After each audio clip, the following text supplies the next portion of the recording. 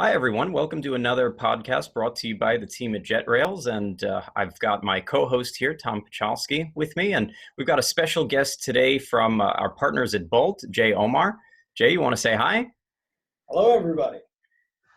And we're going to be talking to you today about something that's near and dear to my heart, e-commerce optimization.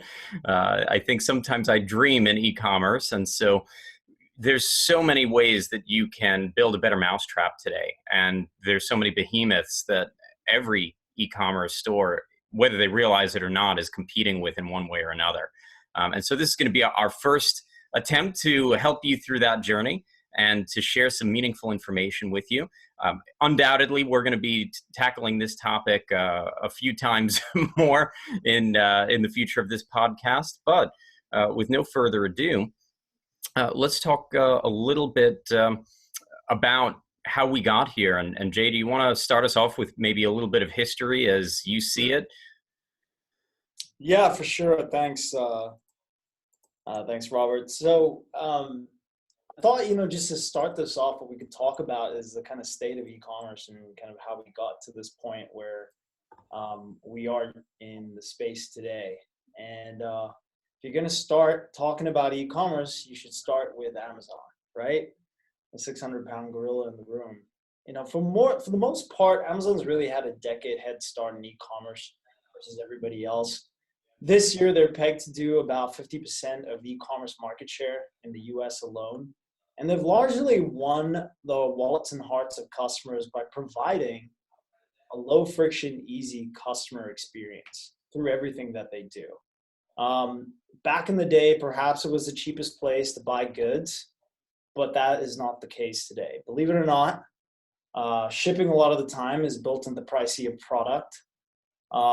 Especially when you look at lower ticket items, it's quite easy to spot, when you go to their competitors that Amazon is charging a few dollars more.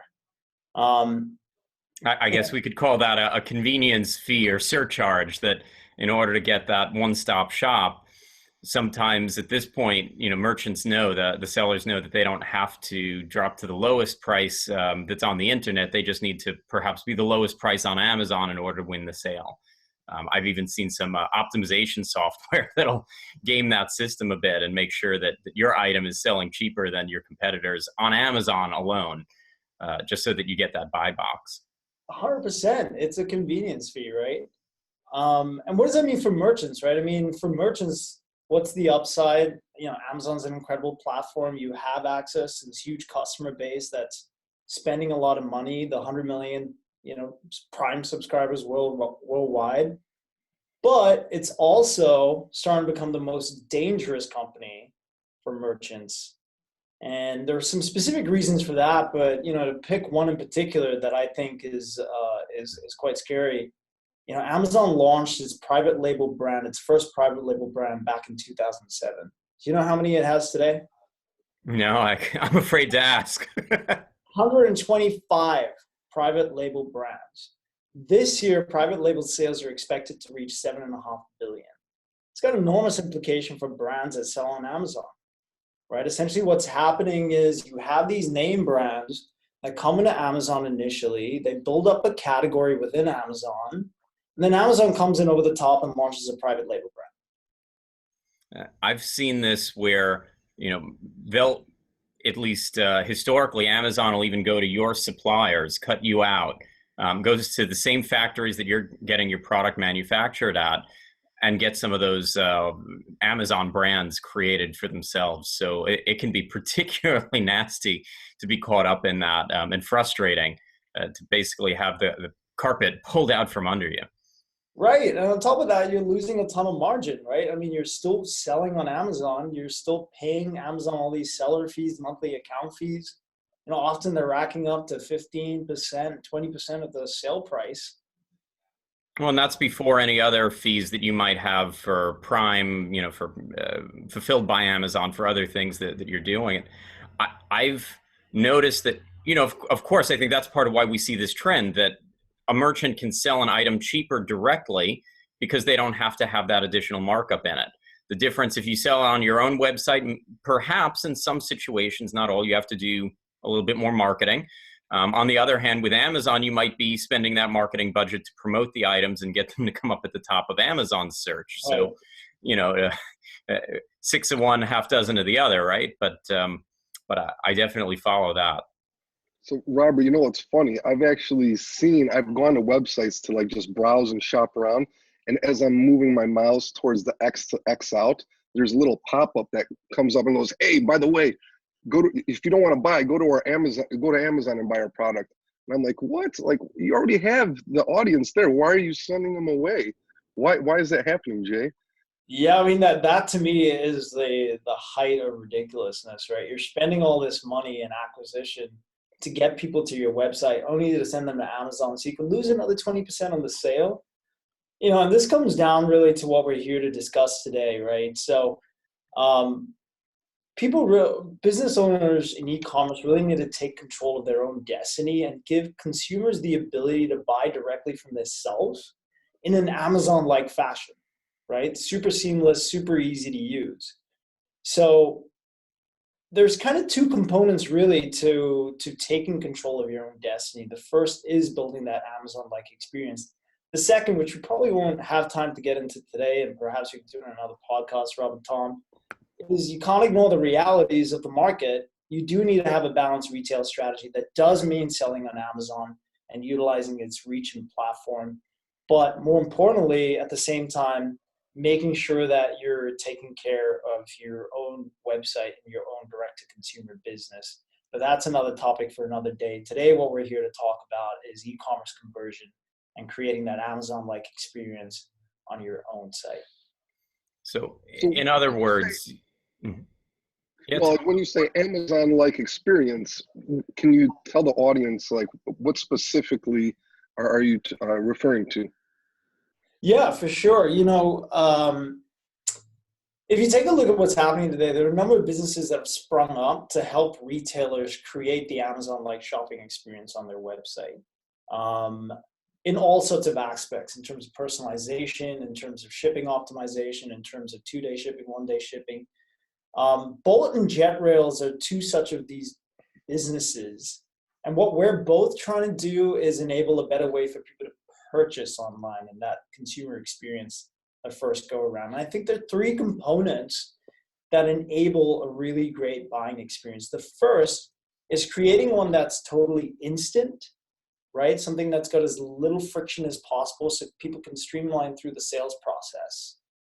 The other is creating a trusted experience. One of the biggest problems today is for businesses that are trying to get their first, a new customer, is really just getting the customer to trust that website. And we'll talk a little bit about that. And the other is consistency, always having the same consistent experience for the consumer every single time they go around. Yeah. Interesting. Yeah, for that instant experience, I'm hoping my wife isn't watching this because she's gonna start buying stuff on Amazon all the time. But yeah, so last maybe night let's dive into some of these things because that's a good segue, right? Yeah. Your wife is buying on Amazon all the time, and today we live in this world of instant gratification. Nobody understands it better than Amazon, and they've taken advantage of this fact. They've taken the friction out of purchasing online and simplified the experience. Everybody talks about one-click buy.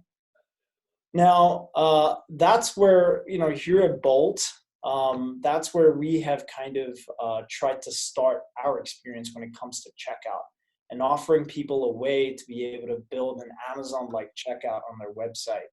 Now, where the rubber meets the road in purchasing online is where people need to enter their credit card information, right? And up until that point, what we see in terms of data is consumers are generally getting to that part in the process. But at checkout or at cart is where 7 out of 10 consumers end up abandoning the checkout process. So if you want to focus and improve sales on your website, improve e-commerce conversion, start with checkout. It's actually often where people end up, and it's the last thing they think about. But that's often a place where you need to start, and you need to take a look and see what the data looks like over there. Now, essentially here at Bolt, what we've done is we've built the fastest checkout on the market, and we've done that essentially by removing all these blockers and points of friction from the checkout. things that cause people to abandon on mobile, things like login walls. We've eliminated the number of fields to fill in, things like billing address, which are actually totally unnecessary. They're only there essentially for a security and fraud perspective. But we're doing some interesting things with fraud that allow us to eliminate billing address. But if you take that out, that's 8 fields you can save. Eliminating scrolling on mobile, auto looking up addresses so you can autofill addresses. I don't mean through Google autofill. I mean actually looking up the address through Google Maps or some sort of service. Validating field level inputs. There's all sorts of things that you can do to optimize the checkout experience. These are things that Amazon is doing today. And if you can do those things, you can do them well, you can see an enormous lifts in conversion, especially on mobile. Here at Bolt, one of the things that we look at is we look at mobile conversion rates. Mobile traffic is a massive trend. People are going in droves to e-commerce sites on their mobile phones with the intention to buy. But as traffic goes up and up and up, conversion rates aren't staying at that same level. They're actually slipping. And what we've shown is we can actually deliver an 83% higher lift in conversion versus industry average in mobile through our checkout experience by, again, eliminating all these blockers that cause people to abandon the checkout experience. And so we're one of these technologies that businesses can use in order to empower a better checkout experience for their customers. We integrate with all the major e-commerce platforms, just make it easy to really seamlessly plug in, right? So whether it's Magento that you're using or one or two, or perhaps another platform, it doesn't really matter. And so that's the first step, right? Creating this instant kind of buy experience. And if you can do that, you'll be able to win a lot of customers. So, Jay, go ahead, Robert. Yeah, I'm just looking at it like brick and mortar. And so, window shoppers are important. You certainly have to draw people into the store. You have to have them be happy with what they're finding on the racks and shelves. But when they want to go pay, if you can't get them out of there fast and easy, if you're letting them leave their basket or wagon, or drop their stuff and walk out, and you're not doing everything that you can to solve that problem, then you're in big trouble. And, I really think, bringing it home that, look, you can sell on Amazon, you can sell on eBay, you can sell on lots of marketplaces and with lots of third parties, but you don't own the customer. You don't really market to the customer the same way. You don't own the buy box. Somebody else can come in and cut you out for a penny less. Someone can come in and knock you off, whether it's Amazon themselves or whether it's, just some international factory or what have you, that a lot of risk. I've seen some big sellers not diversify and not have enough of their own customer base and suffer later on. But, so I really like the concept of a multi-point optimization to the checkout.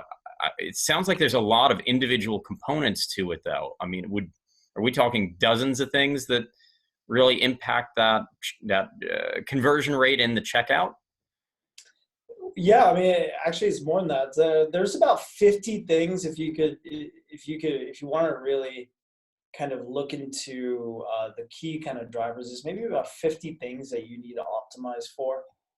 We do extensive research around people's behaviors online, and we've actually partnered with Bainbridge Institute to figure out what some of those things are, and we've actually narrowed it down to about 50 things. And if you can do those 50 things, you can have incredible success in terms of minimizing the amount of cart abandonment or checkout abandonment, and making sure as many customers who have come to your site with the intent to buy are able to purchase.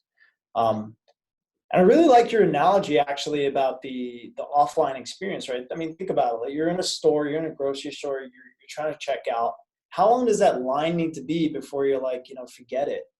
I'm not waiting in that line. Forget it. I don't need these things that bad. I'm just going to come back another time, and then you never come back. Yeah. So it's the same thing online. If you look at Magento checkout, it takes about 1:10 for people to go through the checkout experience by default. And if you can optimize that to get it as short as possible, you're going to win more customers and get them to process their credit cards through your site and get them to pay for products and leave. So that's what it comes down to.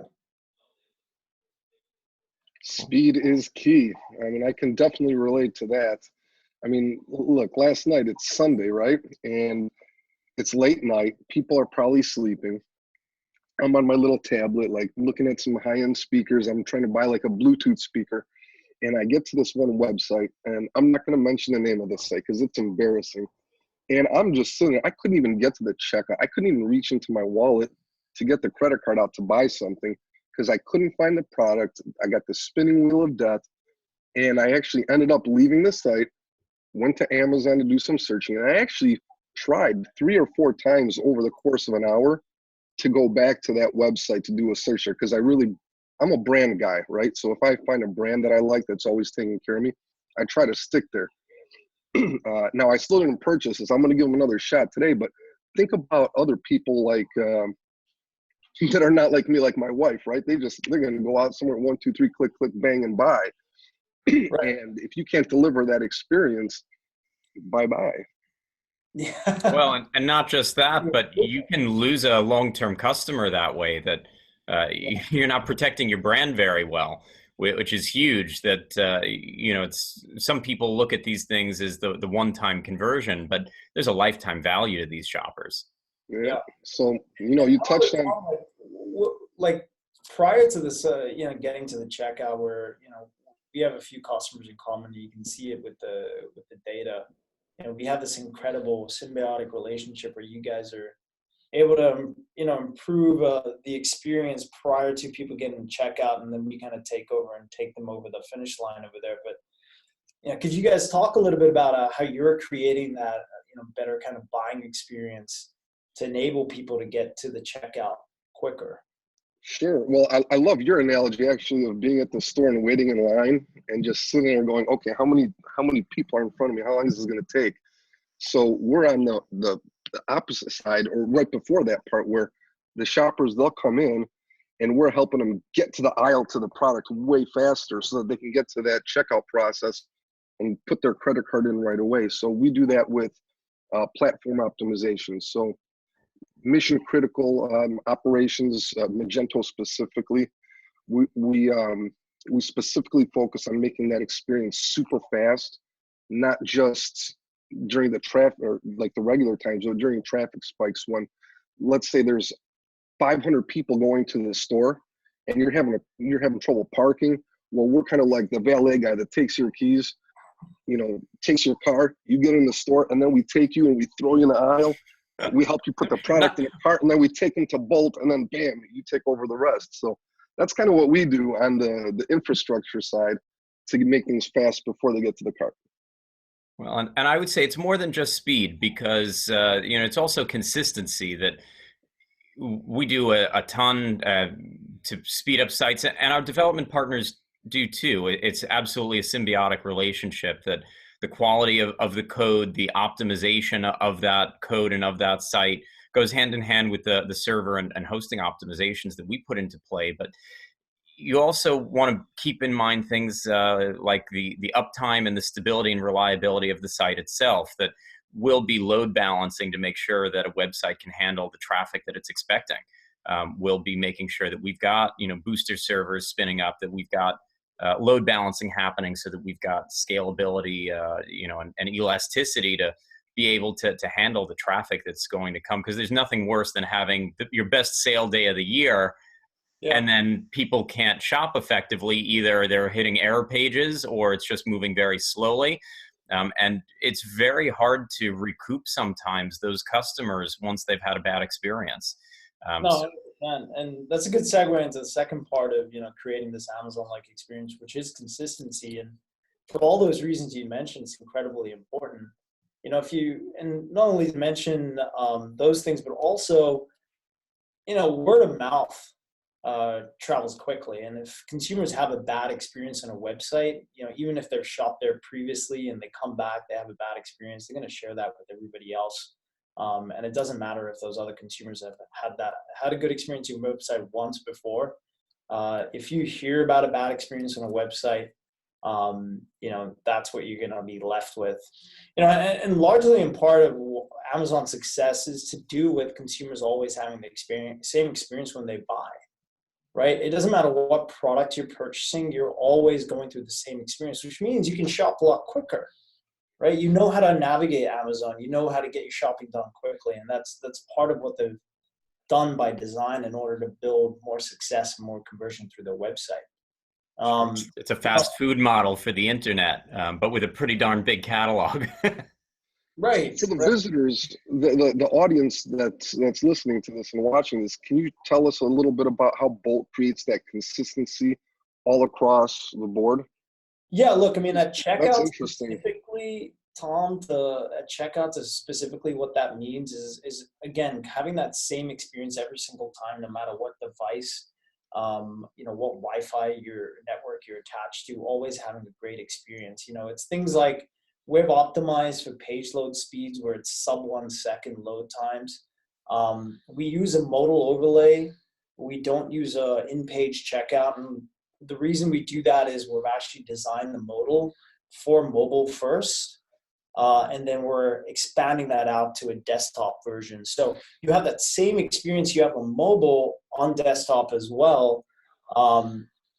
So it's being consistent in all things that you do and just thinking through that consumer journey, how they get through your website. Can I be consistent? Can I offer the same experience? So they don't have to think about it. It just becomes, second nature, so to speak, when they come to your site over and over again to buy.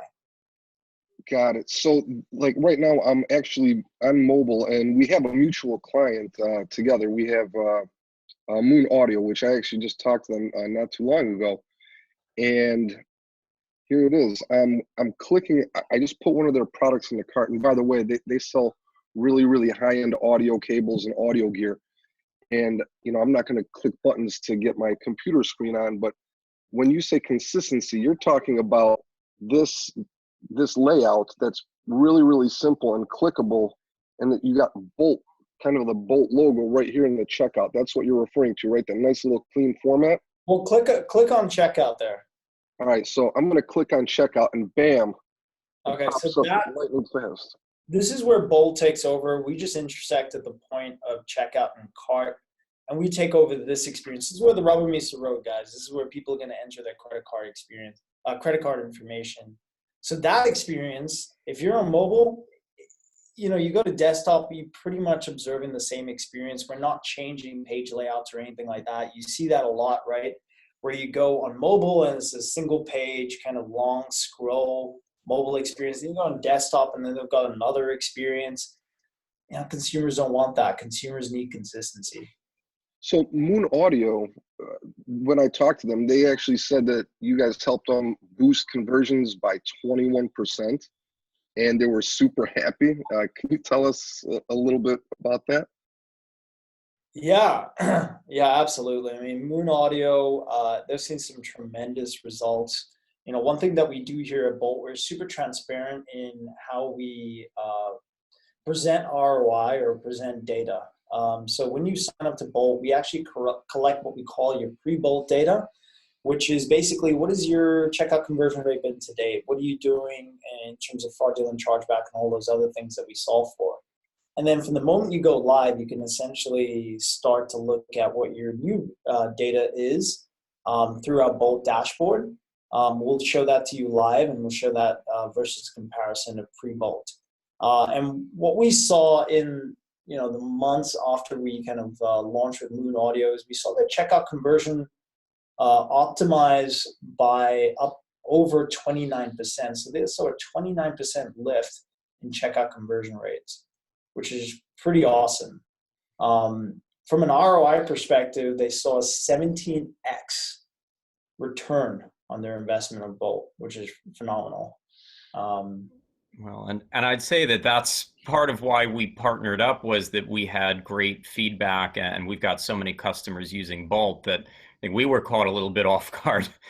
We have, as a host, a limited number of technology partners, and we were really excited by some of the numbers and some of the feedback that we were getting from the end users, from the e-commerce sites themselves. So, congrats on those kind of figures. We have a number of clients in common, right? Restaurant supply, ice machine supply, Growers House, Shop IKEA, the list is getting bigger and bigger.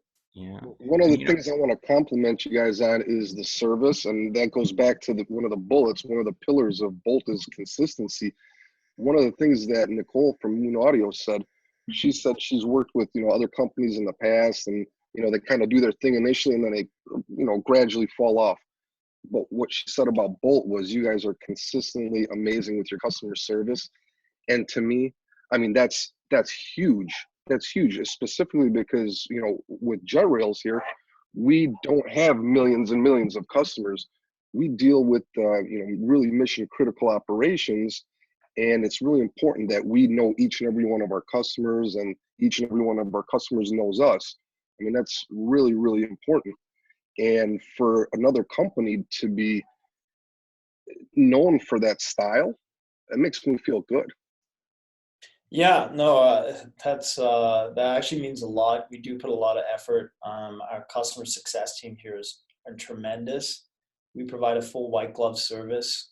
Once you have Bolt, essentially you have a partner in terms of optimization for the ongoing time that we're going to work together. We continuously strive to optimize the experience for your customers when they come to your website. And so that's just testament to all the hard work our customer success team puts in to make sure our customers are seeing, the type of results Moon Audio saw, 29% lift in checkout conversion rate. So it's awesome. Yeah, and that gets me to ask. I know that we've talked a lot about the optimization side of what your team does.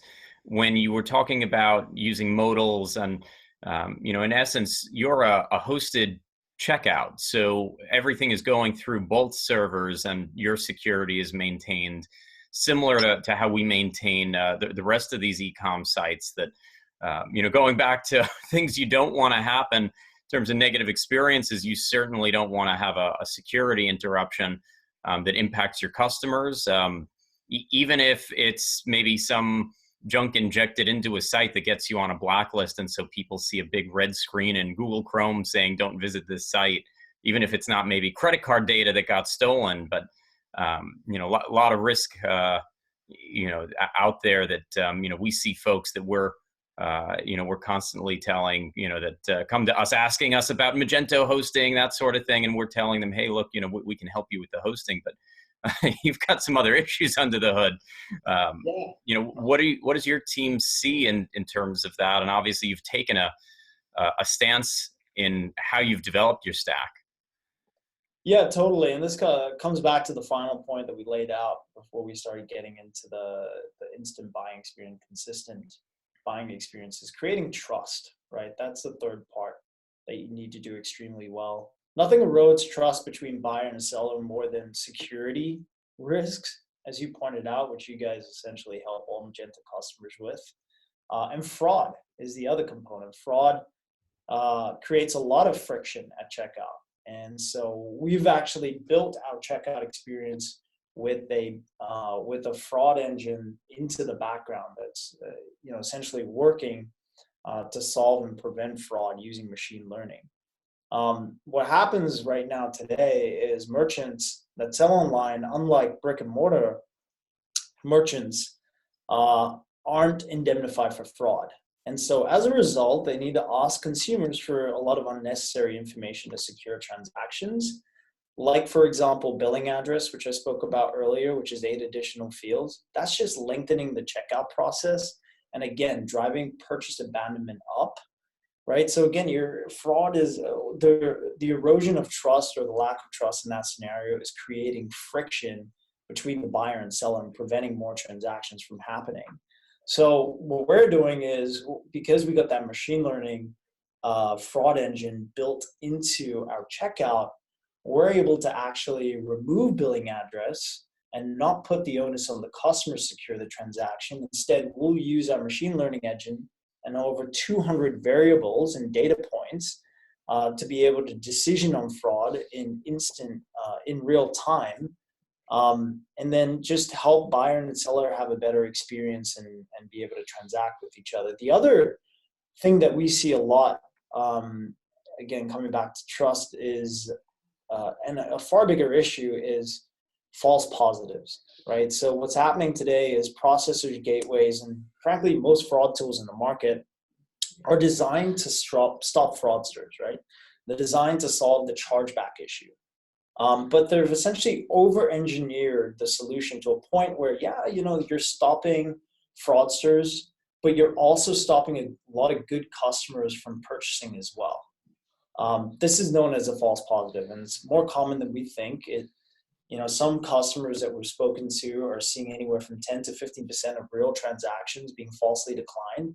And they don't even know it until we start digging into their processing data, and we show them all the transactions that have just been declined for no good reason. Again, by their gateway or perhaps by another fraud tool. It happens for really simple reasons, guys. Sometimes just address verification, billing address doesn't match the shipping address, so credit card is declined. To use an analogy, as you guys know, I'm expecting my first child. I'm going to be having a little boy pretty soon over here. My parents came to visit. I'm originally from New Zealand, as you guys know, and they came to visit. And my dad, asked me, what can I get you for your baby shower? And he offered to pay for our stroller. And he went to a website, I won't mention the name of the site, to purchase a stroller. He tried to use his credit card. Now, his credit card, the billing address is in New Zealand. He's in a hotel here in San Francisco. He's trying to ship to another place in San Francisco. The fraud tool looks at that transaction, or the gateway looks at that transaction, and it gets denied. Now, this is a legitimate customer trying to make a purchase that was in about $900, right? So you're losing money. And if you do that often enough, really for the consumer, what are the choices in that scenario? Well, one, if we really wanted to make that purchase, my dad would have to call up customer service and complete the purchase offline. Highly unlikely. What's more likely to happen is he's probably just going to go on Amazon and buy it, or go to that competitor and buy it. And if it was an impulse buy, not necessarily the case in this scenario, but if it was an impulse buy, that consumer's over there. They're not going to come back and buy it. And I'd say it gets worse in a lot of cases, because the consumer on most e-commerce sites has no idea why the transaction is being denied. That they just get a pretty generic error message, so they don't understand. They don't even know what they could or should do next. And for the merchant, in many cases, it just looks like a credit card that was declined, that maybe didn't have money or something, that they're not getting a ton of reporting on it. They don't know that how much they're actually losing in false positives on credit card fraud. I've seen it for years. So it's not something to tracking. The error codes are totally different. You can't actually track it. You got to dig into your processing data in order to look at it. A lot of merchants don't do it. A lot of merchants aren't necessarily spending their time looking at processing statements. And because at that point the damage is really done. So this transaction didn't go through. The chances that you're going to track down that consumer and get them to place the order with you, if they had a credit card in hand and they're online, chances are they've figured out how they're going to get this item one way or another. And if it wasn't through you, they've already zeroed in on some other solution to provide them what they need. Exactly. So to kind of put things in perspective here, let's say you're selling some big ticket items. Let's say you have some headphones like Moon Audio, and these headphones are $2,500 a pop, and you're able to get an additional, let's call it 20 transactions through for them at the end of the month. That equals a lot of money. Yeah, that's the end game, right? It's just getting more good customers that are able to transact through your website. Now, there are other things that we offer as well in terms of a trust factor. This is more for the merchants. We provide also a zero fraud guarantee, right? So we take the liability of all those fraudulent chargebacks off the table. Again, creating more trust between the consumer and the seller there. But yeah, that's what we're all about. We're about basically eliminating some of the false positive issue that people are dealing with today when they sell products online. And that false positive issue is what's resulting, when you quantify it across the United States, it's about $100 billion in lost revenue. Wow. A lot of money being left on the table. A lot of bad guys out there. Yeah. That's a big problem actually in e-commerce. All these bad guys, all these, on our side or on everybody's side, everybody hates them, right? There's hackers, there's scrapers, there are malicious code injectors that are there to try to take credit card information. I mean, we see and hear about it all the time, and people are like, hey, JetRails, what can we do? We're running into these obstacles day in and day out. How do we solve them? There are a couple of things that can be done. But what's amazing for you guys is the zero worry guarantee. That's amazing. On our side, before the client even gets to go there and make the purchase, we have to protect them and block all that malicious activity. So what we do, we actually have two things that we do that are really big. One is least privilege access to the environment where it's really locked down. And the second thing, we team up with awesome people and awesome companies like yours. So we work with another company called Cloudflare, where they actually have this amazing blacklist that's, I don't know if it's updated every minute or every 10 minutes or every day. I mean, they update it all the time, but they see all these bad guys out there, all this malicious activity, and they block them. They offer a service that's like a web application firewall. So it stops all that activity before it even hits your server. Right. So it's how's kind that of like IP driven, or what are some of the levers or data points that they're using to? Oh, there's actually a lot. So the WAF, the virtual firewall, in essence, it's able to notice things like the particular behavior. Cloudflare can detect if something looks like it's bot activity versus a real human being. And I'm guessing that some of your filters do some of the same, where it can also test certainly by geographic area, by IP address. And so there are cases where, for instance, if we've got a client that only sells in certain countries, we might even just totally block traffic from countries that we know that they're not selling to, and that particularly have some bad actors more often than not attacking sites. And so we just like to cut things off at the pass when it's appropriate with them. So there's a whole range of things, even things like scrapers that are going in there to grab data from the sites, like email addresses, in order to spam them. You'd be surprised at just how many activities you can potentially observe, or something that's trying to access the wrong pages in a site, or using bad credentials or things. Yeah. So another one of those companies that are helping those merchants that are trying to own their own destiny, build their own direct-to-consumer experience. It's another one of those companies that enable that Amazon buying type experience, right, through trust. To come back to what kind of kicked off this conversation. Yeah. Well, so Jay, I'm sorry we're not going to see you at Magento Imagine in a couple of weeks. I know that we're going to be seeing lots of members of your team, but we're very excited for you to become a dad. So, you'll join our club here. Yeah, can't wait. Yep. Yeah. Nervous. Just waiting for it to happen now. We'll be waiting for some really good news, and we expect to hear, before family or anybody, we're at the top of the list, right? That's. Oh yeah, 100%. Actually, I hope to do another podcast, an official announcement once it happens. We're gonna absolutely. If you're home on paternity and we hear the baby in the background, we are fine with that. We love kids. I was just gonna say, we haven't told anybody the name of the baby, so we could do a big reveal here on the JetRails podcast, the official reveal party. Nice. Well, Jay, we will very much look forward to having you back, even if it's not for reveal, but that would be a lot of fun. We really, really appreciate you taking the time to chat with us today. And we certainly look forward to working closely with your team as we do today. So, absolutely, it was a total pleasure. Anytime. Yeah. And Jay, I wanted to say one more thing. It's really, really hard to find like what we call, or what I would call, like the triple threat, right?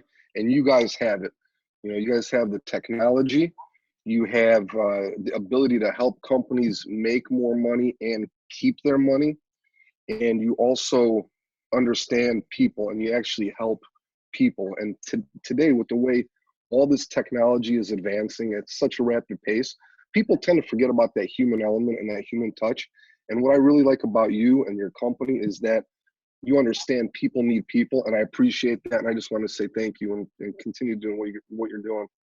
100%. No, that means a lot. It's all by design. It's really the power of combining, human intelligence with AI, and to be able to deliver a much better experience. But it starts with the human element. Yeah, just don't make like a real life robot that resembles people too much. Well, next time you do this podcast, it might be Robot J here. Well, with that, I'll say thank you to our listeners. And if you have questions, if you have comments, if you want to hear about something in a follow-up, hit us up on social media at JetRails, or leave a comment wherever you're viewing or listening to this. And we certainly look forward to bringing you more and more of these great episodes in the coming weeks. Thanks all.